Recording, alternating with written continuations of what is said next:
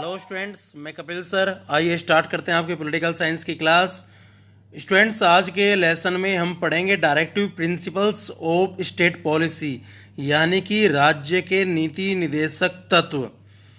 इससे पहले स्टूडेंट्स इस चैप्टर में हम इस पहले के जो लेसन्स हैं उनमें हम पढ़ चुके हैं फंडामेंटल राइट्स, फंडामेंटल ड्यूटीज़, और आज हम पढ़ेंगे directive principles of state policy.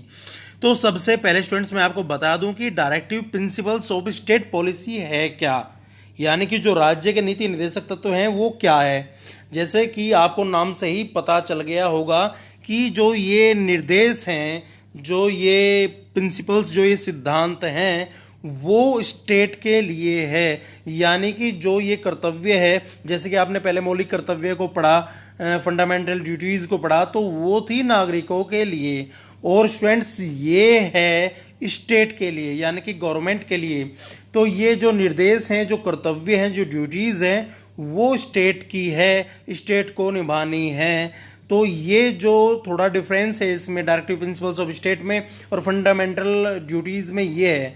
और अगर स्टूडेंट्स मैं बात करूँ इनमें समानता की, तो इनमें इक्वालिटी जो है वो ये है कि ये दोनों ही ये नॉन जस्टिसिएबल है, यानी कि स्टूडेंट्स ये वाद योग्य नहीं है, बाध्यकारी नहीं है, इनको कोर्ट में चैलेंज नहीं किया जा सकता। आपने फंडामेंटल ड्यूटीज़ को तो समझा ही है कि कैसे उन्हें कोर्ट में चैलेंज नहीं किया जा सकता। भले ही कोई आदमी अगर अपने कर्तव्यों का निर्वहन नहीं कर रहा हो तो उसको चैलेंज नहीं किया जा सकता कोर्ट में। और इसी तरह से स्टूडेंट्स जो ये directive principles of state policy, यानी कि डायरेक्टिव प्रिंसिपल्स ऑफ स्टेट है, इनको भी चैलेंज नहीं किया जा सकता कोर्ट में। भले ही कोई स्टेट जो है इनका इम्प्लीमेंट नहीं कर रहा हो तो उसे चैलेंज नहीं किया जा सकता कोर्ट में। तो आइए इससे पहले हम समझते हैं कि ये डायरेक्टिव प्रिंसिपल्स ऑफ स्टेट है क्या, ये पॉलिसी जो है स्टेट पॉलिसी वो है क्या। तो मैं बता दूं स्टूडेंट्स आपको, जैसे ही हमारा संविधान बन रहा था, यानी कि कॉन्स्टिट्यूएंट असेंबली जो है हमारे संविधान का, हमारे कॉन्स्टिट्यूशन का निर्माण कर रही थी, तब उनके दिमाग में एक बात आई कि हमारा जो संविधान है वो जिस तरह के राज्य का निर्माण स्थापना करेगा वो राज्य एक लोक कल्याणकारी राज्य होना चाहिए, यानी कि एक वेलफेयर स्टेट उन्हें बनाना था हमारी कॉन्स्टिट्यूएंट असेंबली को। इसीलिए उन्होंने प्रयास किया कि कुछ ऐसे निर्देश, कुछ ऐसे जो है ऑर्डर्स, कुछ ऐसे जो है सलाह स्टेट्स को दी जाए, हमारे कॉन्स्टिट्यूशन में वे रखे जाएं निर्देश, जिनको फॉलो करके, यानी कि जिनको अपना के एक स्टेट जो है वो लोक कल्याणकारी राज्य बन सके, वेलफेयर स्टेट जो है वो बन सके। इसलिए स्टूडेंट्स हमारी कॉन्स्टिट्यूएंट असेंबली ने कुछ निर्देशों को रखा है जिन्हें कि राज्य के नीति निदेशक तत्व कहा गया है, डायरेक्टिव प्रिंसिपल्स ऑफ स्टेट कहा गया है। वैसे जो हमारी कॉन्स्टिट्यूएंट असेंबली है उन्होंने ये जो नीति निदेशक तत्व या डायरेक्टिव प्रिंसिपल्स ऑफ स्टेट जो है स्टूडेंट्स, मैं आपको बता दूं, ये आयरलैंड के संविधान से ग्रहण किया है। यानी कि जो ये उनकी सोच थी, जहाँ से उन्होंने इसको ग्रहण किया है, वो है आयरिश कॉन्स्टिट्यूशन, यानी कि आयरलैंड का संविधान।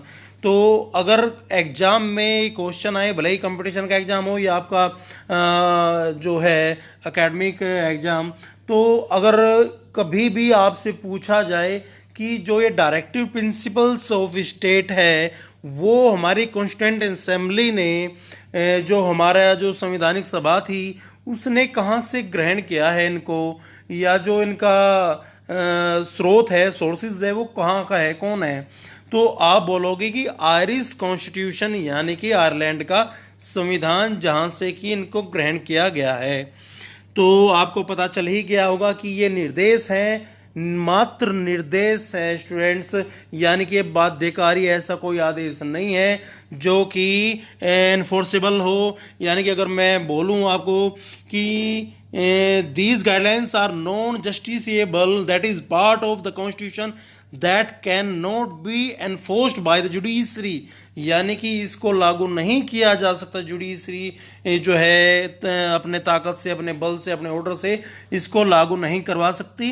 ये केवल एक सलाह मात्र, एक निर्देश मात्र है स्टेट्स को कि अगर आप इन निर्देशों का पालन करेंगे, इन्हें फॉलो करोगे, तो आप जो है एक वेलफेयर स्टेट बना सकते हो, आप एक लोक कल्याणकारी राज्य की स्थापना कर सकते हो। तो ये जो है इसमें, इसके संबंध में जो हमारे चेयरमैन थे कॉन्स्टिट्यूएंट असेंबली के, आपको पता ही है, जो परमानेंट चेयरमैन थे डॉक्टर राजेंद्र प्रसाद, यानी कि स्थायी अध्यक्ष हमारी संवैधानिक सभा के, उन्होंने इसके बारे में क्या कहा था।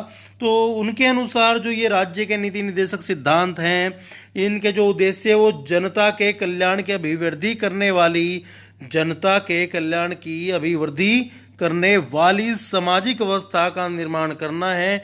ये था डॉक्टर राजेंद्र प्रसाद के अकॉर्डिंग, यानी कि कहीं ना कहीं ऐसे आप जो है ये सिद्धांत हैं जिनसे कि जो जनता है उसके कल्याण की अभिवृद्धि हो, एक तरह से लोक कल्याणकारी राज्य की स्थापना हो सके। तो ये है डायरेक्टिव प्रिंसिपल्स ऑफ स्टेट, आप समझ ही गए होंगे। तो स्टूडेंट्स, इसमें मैं बता दूं थोड़ा सा कि इसके अंतर्गत आते क्या है, रखा क्या गया है, हमारे जो कॉन्स्टिट्यूशन है उसमें रखा क्या गया है। तो जो ये हमारे डायरेक्टिव प्रिंसिपल्स ऑफ स्टेट्स है, पहली बात तो मैं आपको बता दूं कि ये हमारे जो कॉन्स्टिट्यूशन है उसके चौथे भाग में, यानी कि पार्ट जो फोर्थ है उसमें उनको रखा गया है। और अगर आर्टिकल्स की मैं बात करूं तो इनको 36 से 51, यानी कि 36 to 51, यानी कि अनुच्छेद 36 से 51 में इनको रखा गया है, स्थान दिया गया है डायरेक्टिव प्रिंसिपल्स ऑफ स्टेट को। और इसके अंतर्गत कौन सी चीज़ें हैं जो महत्वपूर्ण, कुछ आर्टिकल्स वो भी मैं आपको बताऊंगा, भले ही आपके जो बुक है उसमें मेंशन नहीं है, लेकिन मैं थोड़ा सा आपको इसके बारे में बताने का प्रयास करूंगा। तो इसमें स्टूडेंट्स है क्या, प्रमुख चीज़ें इसमें है क्या, तो जैसा कि ये बताया गया है आपको, आपके बुक में भी लिखा हुआ है कि इनमें कुछ सिद्धांतों का पालन किया गया है और कुछ निर्देश जो है हमारे कॉन्स्टिट्यूशन ने स्टेट्स को दिए हैं, वे कौन से हैं। सबसे पहले तो आर्थिक सुरक्षा संबंधी ये तत्व दिए गए हैं, यानी कि फाइनेंशियल सपोर्ट, फाइनेंशियल हेल्प या फाइनेंशियल प्रोटेक्शन एक तरह से देने का प्रयास किया गया है अपने नागरिकों को। और उसमें स्टूडेंट्स कौन कौन सी चीज़ें दी गई हैं, रखी गई हैं, वो मैं आपको बताता हूँ। सबसे पहले तो जैसे कि यही है कि आपको एक तरह से फाइनेंशियल सपोर्ट, फाइनेंशियल हेल्प या फाइनेंशियल प्रोटेक्शन जो है नागरिकों को, सिटीजन्स को देने का प्रयास कहीं ना कहीं गवर्नमेंट करेगी, उनको करना चाहिए। इसमें स्टूडेंट बार बार ये आएगा कि चाहिए, मीन्स कि आप करोगे ही ऐसा, ये तो हो जाएगा कि ये जो है फोर्सफुली करा गया है, कानून इस तरह का है। लेकिन इसमें है कि चाहिए कि कम से कम स्टेट को अपनी मर्जी से, ये एक नैतिक उनका दायित्व है कि वो अपनी जो है मॉरल ऑब्लिगेशंस हैं कि वो अपनी मर्जी से इनका पालन करे। तो राज्य को चाहिए, राज्य मीन्स की गवर्नमेंट को चाहिए कि वो आर्थिक सहायता जो है उसकी व्यवस्था करे। दूसरा क्या है कि जो प्रॉपर्टी है या जो रिसोर्सेज हैं उनका इक्वल डिस्ट्रीब्यूशन करे, यानी कि जो स्टेट के पास संसाधन है, जो उसके पास प्रॉपर्टी यानी कि संपत्ति है, तो वो या उत्पादन के कोई अन्य साधन है, तो स्टेट को प्रयास करना चाहिए कि उनका इक्वली डिस्ट्रीब्यूशन किया जाए, यानी कि सभी को सेंट्रलाइज ना कर दिया जाए रिसोर्सेज को या फिर प्रॉपर्टी को, उसमें आखिरी तबके तक, आखिरी सिटीजन तक उसको पहुंचाने का प्रयास किया जाए।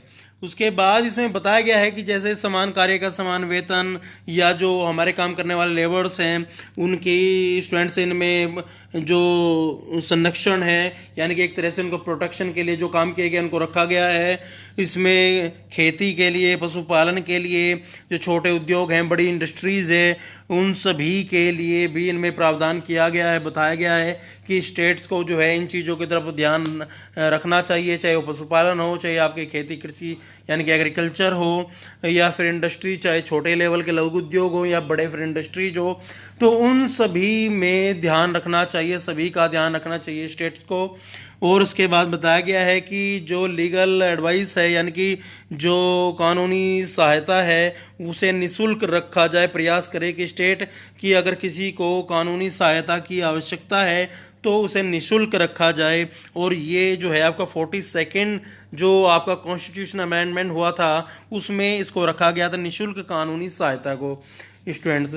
और इसमें जो है दूसरा है कि सोशली आपको क्या प्रोटेक्शन, क्या हेल्प दी जाए, यानी कि सामाजिक तौर पर सामाजिक प्रगति के को बनाए रखने के लिए सामाजिक प्रगति संबंधी जो तत्व हैं वे इसमें शामिल किए गए हैं। कौन कौन से, जैसा कि आपका आर्टिकल नंबर है 47। आर्टिकल नंबर 47 में स्टूडेंट्स बताया गया है कि जन स्वास्थ्य का विकास हो, यानी कि समाज में जो रहने वाले सभी सामाजिक प्राणी यानी कि जो सभी सिटीजन्स हैं, नागरिक हैं स्टेट के, तो उनके स्वास्थ्य का ध्यान रखना यानी कि रिस्पॉन्सिबिलिटी उनके स्वास्थ्य की वो स्टेट की होगी आर्टिकल नंबर 47 के अकॉर्डिंग। और उसमें आगे जैसे कि और भी बताए गए हैं कि से विमेंस हैं, नारियां, तो इनका उत्थान करना, कल्याणकारी राज्य यानी कि वेलफेयर स्टेट है उसकी स्थापना करने का प्रयास करना। कुछ ऐसी जैसे शराब हो गया, लिकर या फिर कोई ऐसे दूसरे मादक पदार्थ जैसे नशीली दवाएं या कुछ और जो जिनसे कि स्वास्थ्य खराब होने की संभावना है, तो इस तरह के चीज़ों पर हो सकता है, जितना हो सकता है कोई स्टेट जो है प्रतिबंध लगाने का प्रयास के या से पूर्णतः निषेध कर दे। हालांकि ऐसा कोई करता नहीं है स्टेट्स, क्योंकि ज़्यादातर माना जाता है कि इकोनॉमी जो है उसका बहुत बड़ा हिस्सा, बहुत बड़ा भाग वो इन्हीं पे डिपेंड करता है। जैसे कि आप देख पा रहे होंगे, अभी भी न्यूज़ में आप देखते होंगे कि बहुत से स्टेट्स ने जो है सेंटर से गुहार लगाई थी कि हमारे यहाँ पर जो लिकर शॉप है उसको खोल दिया जाए, क्योंकि बहुत बड़ा एक हिस्सा वहाँ से मिलता है स्टेट्स को, राज्यों को। तो इस तरह से हालांकि कुछ ऐसे भी स्टेट हैं, कुछ ऐसे भी दमदार, जोरदार, दिलदार नेता हैं जिन्होंने प्रयास किया है इस लिकर को, शराब को या नशीली दवाओं को उनको बंद करने का प्रयास किया है, साहस किया है। भले ही उसके जो राजस्व है उसका जो आने वाला एक बहुत बड़ा हिस्सा है उसमें कमी पड़ जाए, तो ये जिगरा सभी के पास नहीं होता। लेकिन जैसे नीतीश कुमार बिहार में हैं, उन्होंने इसको सफल बनाने का पूरा प्रयास किया है। हालांकि अंदर खाने अगर भले ही कोई चोरी छिपके कहीं से दारू ला रहा हो या पी रहा हो, लेकिन ये बड़ा ही सराहनीय है और दमदार जो प्रयास था एक स्टेट का वो बड़ा सराहनीय था। तो इस तरह से स्टेट को करना चाहिए कि अगर पॉसिबल, बिल्कुल अगर पॉसिबली या संभावना ऐसी हो कि इनको बिल्कुल समाप्त नहीं किया जा सकता या बिल्कुल प्रतिबंधित नहीं किया जा सकता, तो उनको कम करने का प्रयास करें। तो अगला इसमें है स्टूडेंट्स कि एक जो अनुसूचित जातियां, जनजातियां यानी कि जो शेड्यूल ट्राइब्स हैं, जो शेड्यूल कास्ट हैं, उनके जातियों के उत्थान के लिए यानी कि उनका जो एक सोशल स्टेटस है उसको उठाने के लिए प्रयास किया गया है। उसको आर्टिकल नंबर 46 में रखा गया है। यानी कि अगर हमारे कॉन्स्टिट्यूशन का आप आर्टिकल नंबर 46 पढ़ोगे तो उसमें कार्य किया गया है पिछड़ी जातियों के लिए, पिछड़ी जनजातियों के उत्थान के लिए उसमें स्टेट को काम करना चाहिए, ऐसा निर्देश स्टेट को दिया गया है। और इसमें इसके आगे सामाजिक की अगर प्रगति की मैं बात करूं तो उसमें ये चीज़ भी इसमें बताई जा सकती है कि बच्चों की जो अनिवार्य शिक्षा है, जैसे कि मैंने आपको फंडामेंटल ड्यूटीज़ में भी, फंडामेंटल राइट्स में भी बताया था कि जो है हमारे यहाँ पर कॉन्स्टिट्यूशनल अमेंडमेंट हुआ था, उसके बाद में 6 से जो 14 वर्ष के बच्चे हैं उनको जो शिक्षा है वो अनिवार्य कर दी गई और निःशुल्क भी उसके साथ ही कर दी गई है। तो इस तरह से डायरेक्टिव प्रिंसिपल्स और स्टेट में भी इसको रखा गया है, जिसमें बताया गया है कि एक स्टेट को निर्देश दिया जाता है कि वो कम से कम 6 से 14 वर्ष के जो आयु के बालक हैं उनको अनिवार्य रूप से निःशुल्क शिक्षा का प्रावधान किया जाए, उनको अनिवार्य रूप से निःशुल्क शिक्षा जो है वो दी जाए। यानी कि इसमें 2 शब्द हैं स्टूडेंट्स, अनिवार्य भी और निःशुल्क भी, यानी कि बिना फीस के और जरूरी, मैंडेटरी। यानी कि ऐसा कोई नहीं कह सकता कि मेरे बच्चों को इसकी ज़रूरत नहीं है या मैं पढ़ना नहीं चाहता, या गार्जियंस बोले कि मैं पढ़ाना नहीं चाहता, तो उसे 6 से लेकर 14 साल के जो बच्चे इस आयु के अंतर्गत जो बच्चे आते हैं उनको जो बेसिक एजुकेशन है वो दिलानी ही पड़ेगी। ये स्टेट की भी जिम्मेदारी है, गार्जियंस की भी जिम्मेदारी है और खुद उस बच्चे को भी ये राइट है। चलिए आगे इसमें थोड़ा सा प्रशासन के संबंधी, शासन के संबंधी भी कुछ दिया गया है। जैसे यूनिफॉर्म सिविल कोड, समान आचार संहिता, आपने सुना होगा इससे पहले भी बहुत बार।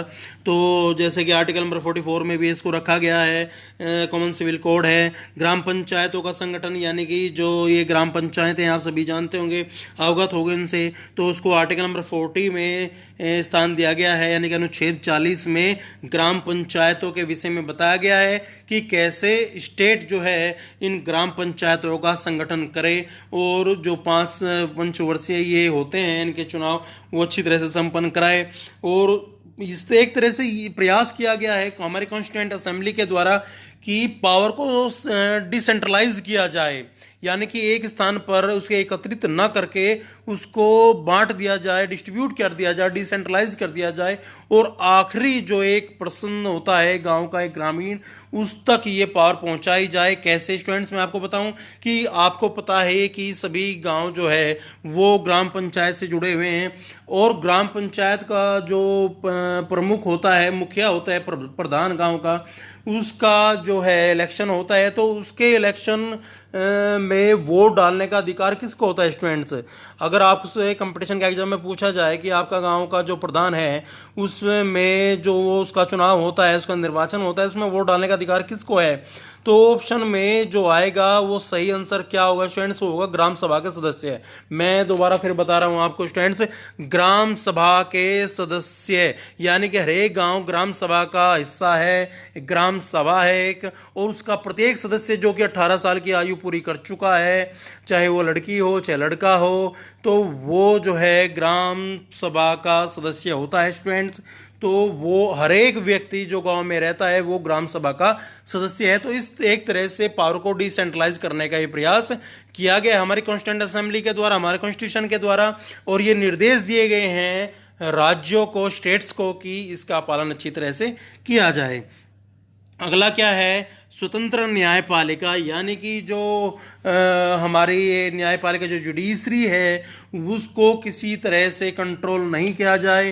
वो जो हमारी ये विधायिका है, ये कार्यपालिका है, उससे इसको अलग रखा जाए, उस पर कोई दबाव ना हो। इंडिपेंडेंट जुडिशरी का प्रावधान किया गया है। स्टेट को निर्देश दिए गए हैं कि वो जुडिशरी को जो है स्वतंत्र रखने का प्रयास करे और स्वतंत्र न्यायपालिका की स्थापना करे। तो इस तरह से इसमें बहुत सारी ऐसी चीज़ें बताई गई हैं, जैसे कि अंतर्राष्ट्रीय जो संबंधी चीज़ें हैं, जैसे कि शांति सौहार्द बनाए रखना, वसुधैव कुटुंबकम जो कि हमारा नारा है कि सभी जो पूरा विश्व है वो एक परिवार की तरह है, और जियो जीने दो की जो नीति है उसको हमारे कॉन्स्टिट्यूशन में रखा गया है, अपनाया गया है। तो स्टूडेंट्स ये थे कुछ डायरेक्टिव प्रिंसिपल्स ऑफ स्टेट जो कि इम्पोर्टेंट थे, मैंने आपको बताया है, और मैंने प्रयास किया है कि आपको समझाने का कि ये क्या है और वे कौन कौन से हैं। आइए और थोड़ा सा समझते हैं। जैसे कि आप स्क्रीन पर भी देख पा रहे होंगे, relationship between fundamental rights and directive principles, यानी कि जो संबंध है वो नीति निदेशक तत्व और मौलिक अधिकारों में क्या है, यानी कि नीति निदेशक तत्व यानी डायरेक्टिव प्रिंसिपल्स ऑफ स्टेट और फंडामेंटल जो राइट्स हैं उसमें आपस में क्या रिलेशन है, क्या संबंध हैं। तो मैं अगर सीधी सरल आसान भाषा में आपको समझाने का प्रयास करूं तो मौलिक अधिकार और जो नीति निदेशक तत्व हैं ये एक दूसरे के पूरक के रूप में देखे जाते हैं स्टूडेंट्स। जहां मौलिक अधिकार सरकार के कुछ कार्यों पर प्रतिबंध लगाते हैं, वहीं नीति निदेशक तत्व उसे कुछ कार्यों को करने की प्रेरणा देते हैं।